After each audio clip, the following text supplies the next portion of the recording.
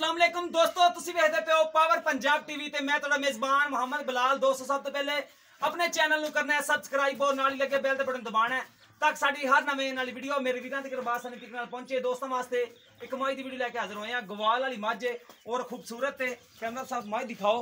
उस तो बाद सारियां गल्लां मालकां नाल होणगियां। ए देखो जी, चंगा वड्डा कद है, चंगी लाम माशाल्लाह, चिट्टियां सफेद अखां ने, मत्थे च एक छोटी जी फुल्ली सफेद है, सिंह कुंडी वाला, सोहनी मझ माशाल्लाह, लम्मी बूथी है और लम्मी तोण है, पशम है मझ दे उत्ते और थणा दे विच विरलां देखो माशाल्लाह पूरी गिट गिट दियां ने और बिल्कुल मुठ पर थाने। सोहना हवाना माशाल्लाह लाई खड़ी है, सूंह च टाइम लेंदी है। ए देखो जी माशाल्लाह सोहना हवाना, विरलां चंगियां, चंगी है हर पासों। बाकी जो मुल की गलबात है मालकां नाल करांगे, एक बारी तसल्ली करा दी है। पुट्ठा चौड़ा है, एक कड्डी दी छोटी वक्खी दी है। इन्हू भाईन छड़ के टोरिया जी और जनमन घरेलू है, कोई व्यापारियों को नहीं दी, घरेलू लैके आए अज मझ और सुथरी है। मुल भी जायज़ मुनासिब करावांगे मौसम के लिहाज नाल। मझ चंगी है, ए तुरन फिरन दे विच कोई मसला मसैल नहीं। ए देखो माशाल्लाह हवाना माशाल्लाह बड़ा खूबसूरत है।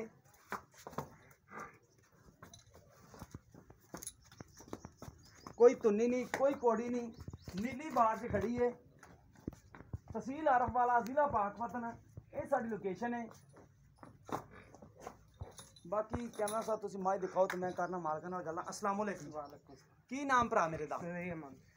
ज़हीर अहमद। नज़ीर अहमद। अच्छा भाई नज़ीर अहमद, इन्हें किनवा सुबह सुना है? ये तीसरा भाई। तीसरा सुना है? थोड़ी घर दी है? घर दी। व्यापार दी तो नहीं है? नहीं। ठीक हो गया जी। पिछले सुबह दुध किन्ना चोंदे रहे हो? 15-16 किलो देंगे। अच्छा 15-16 किलो देंदी रही। ठीक हो गया। बच्चन छड़ के इस वे के मेद एक वधेगी तो ना तो देवेगी। बिल्कुल वधे ना तो ना तो देगी। कोई थणा दे विच छट्टा फाटा नहीं है? कुछ भी नहीं। गंड मरोड़ी गारंटी होगी तोड़ी। ठीक हो गया जी। किन्ने दे जायज मुनासिब आपा पैसे लेने ने? इन्हें 260 जी। 2,60,000 जो कोई कमी पेशी 255 कर लांगे। 255 दे दोगे? फिर भी कोई साडे नाल कोई साडा वीर भरा आ जांदा है, प्यार मोहब्बत करोगे? करांगे। ठीक हो गया जी। लो दोस्तों 2,55,000 रुपये कीमत कह रहे हैं, प्यार मोहब्बत कर लैणगे।